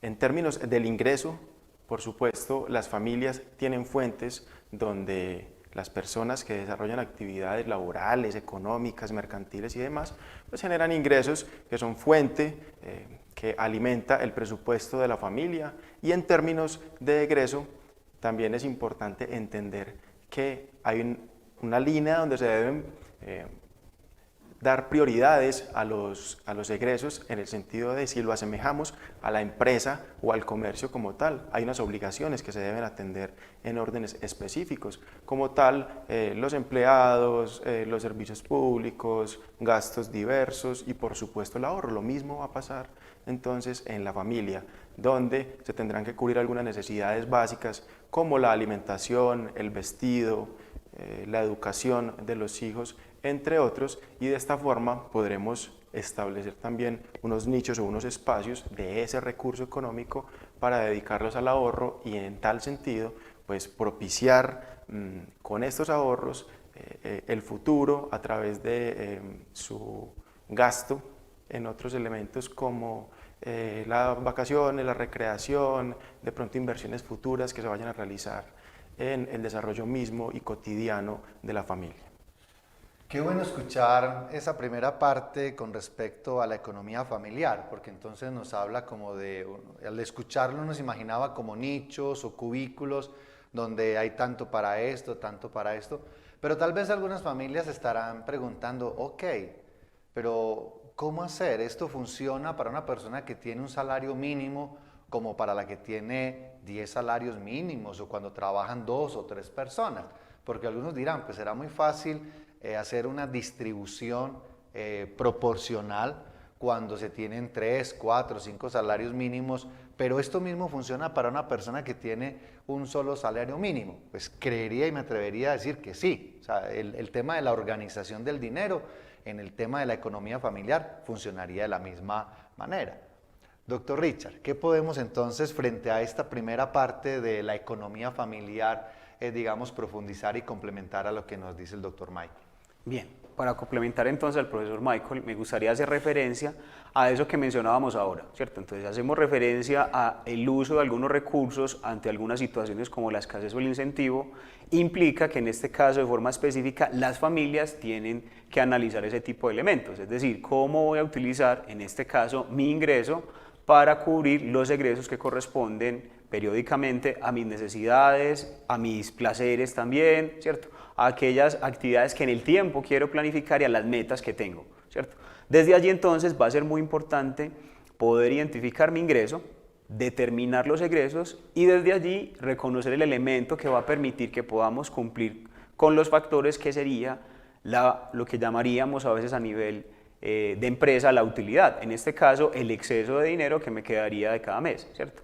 La dificultad sería cómo lograr poder obtener algo de dinero cuando mi ingreso puede ser un salario mínimo, ¿sí? Entonces desde allí habrá que revisar los egresos. Si mi ingreso, que en este caso sería el salario, es fijo, mis egresos, parte de ellos también tienen que ser muy bien planificados y determinados de forma fija. ¿Para qué? Para que mes a mes yo diga, ve, voy a destinar esto al arriendo, esto a los servicios públicos, esto es lo que me gasto para el mercado, esto para el transporte, y desde allí tratar de cumplir con esas metas que voy teniendo, con esos montos de dinero que tengo que gastar. ¿Para qué? Para poder tener algo de exceso de recursos, ¿sí? A veces va a ser más sencillo porque hay meses más tranquilos, hay meses más complejos donde hay cumpleaños, donde hay fiestas, donde hay celebraciones importantes como la temporada navideña, y por eso será necesario planificar de una forma mucho más adecuada cómo voy a utilizar el dinero en esta época, teniendo en cuenta que a veces las empresas empiezan a generar unas formas o unos estímulos para que yo compre los regalos de forma muy anticipada porque tienen, digamos, algún tipo de descuento. Sería útil aprovecharlos en la medida en que cuento con los recursos para esas épocas o ya lo tengo planificado. ¿Para qué? Para que la prima que me llega en diciembre no se me vaya a perder y resulte que yo cuente con esa prima y cuando me llega ya la debo toda, ¿sí? Entonces es importante saber cómo voy a ir utilizando esos recursos para poder llevar adecuadamente, en este caso, un exceso de recursos. Ya vamos entonces introduciendo cosas muy específicas frente a cómo y qué se debe tener presente a la hora de pensar la economía familiar. Padre Raúl, cuando escuchábamos a nuestros compañeros, yo le he escuchado a usted una palabra y es de organizadito, mijo. Eso que parece ser de una conversación totalmente coloquial, realmente tiene mucho sentido, porque cuando escuchábamos a nuestros expertos, nos están diciendo hay que organizarse. Pero también es cierto, y muy bien lo describieron nuestros dos expertos, que hay como una especie de ansiedad. Hay una especie de fantasía que es totalmente líquida, porque tenemos un recurso, llega el recurso y se nos olvida la organización, se nos olvida que hay unos nichos particulares los cuales hay que depositar porque viene un mes largo o un mes en particular. Hay como una ansiedad de gastar, de consumir y después llorar sobre lo que me consumí y que en este momento estoy debiendo. ¿Qué podemos decir? Porque ya lo que viene ahorita en el otro bloque precisamente es ya frente a las fiestas, frente a la prima, frente a los regalos, frente a una época que es como de, digamos, despilfarrar y luego viene un mes para llorar. Entonces, qué bueno escucharlo en esta perspectiva ya más antropológica y de esa ansiedad.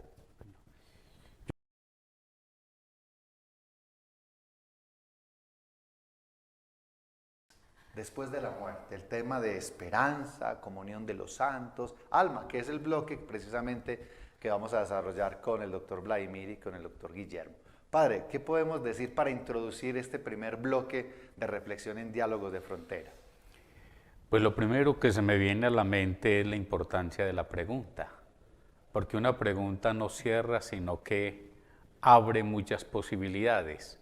Además, la pregunta también es esperanza y es amparo. Entonces, preguntar sobre estas cosas es abrirnos también a otras realidades. En esta misma perspectiva, ese concepto de que hay más allá de la muerte y cuál es el concepto de alma, me parece que son dos conceptos que están muy unidos entre sí, porque empezamos a hablar del alma y uno podía preguntarse, ¿el alma es espiritual? Y si es espiritual, ¿cómo supera tiempo y espacio?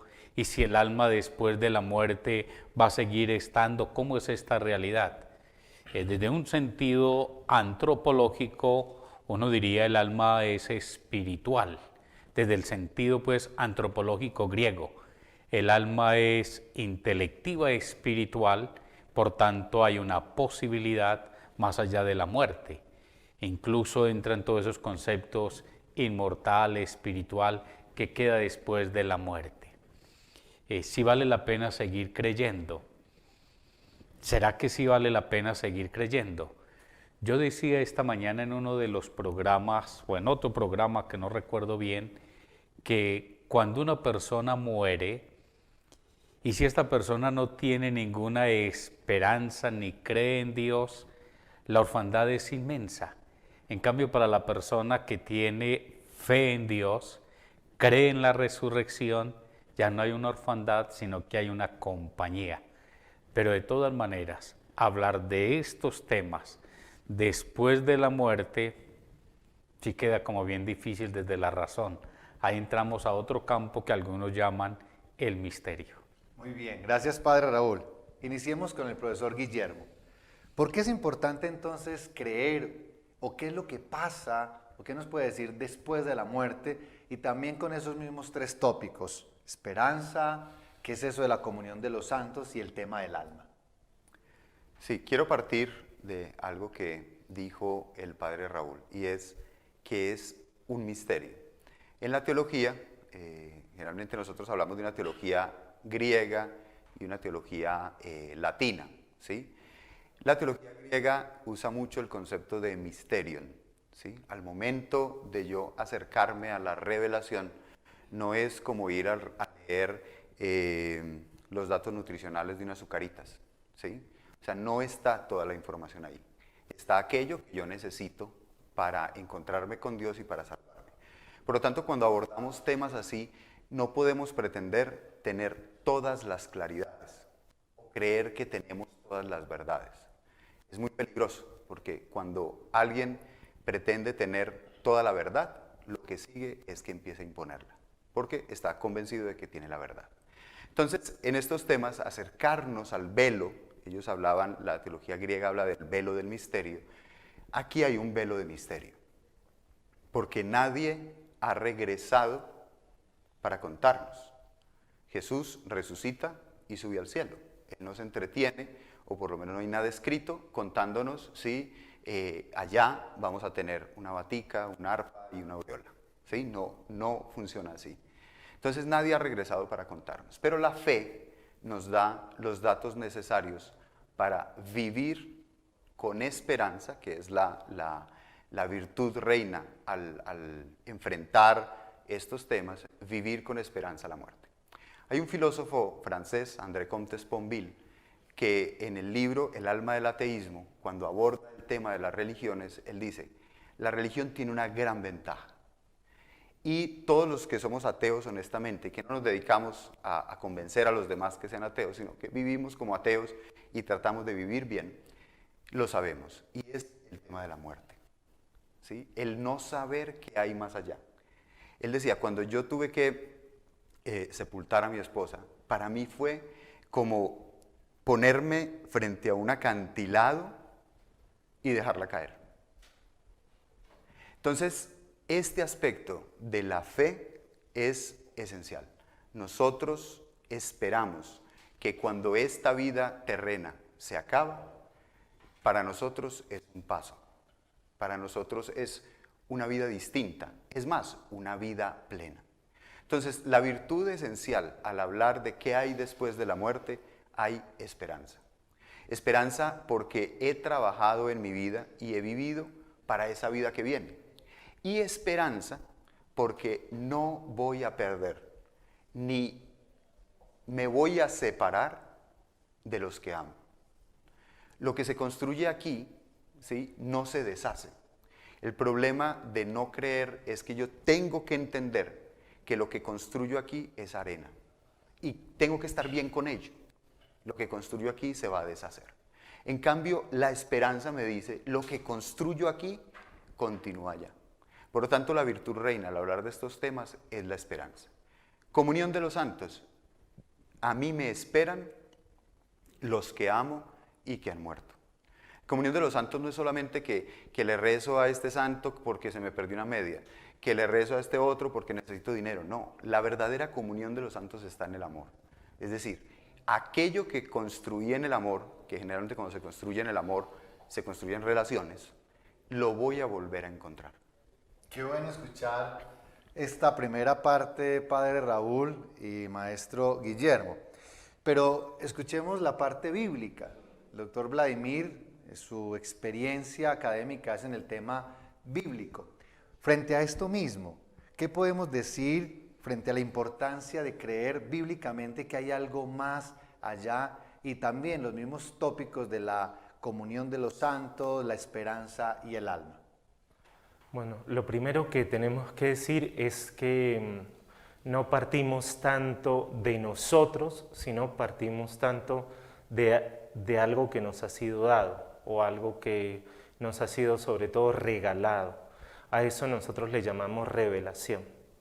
porque si no sería una proyección de nuestras inquietudes. Ahora bien, teólogos famosos como Rahner han mostrado que la revelación coincide plenamente con las aspiraciones más profundas del ser humano y las trasciende. En ese sentido, es fundamental para la Sagrada Escritura el tema del más allá, no solo por nosotros, sino por el rostro de Dios que está en juego. El pueblo hebreo llega a descubrir que hay vida más allá de la muerte porque cree en un Dios que está totalmente comprometido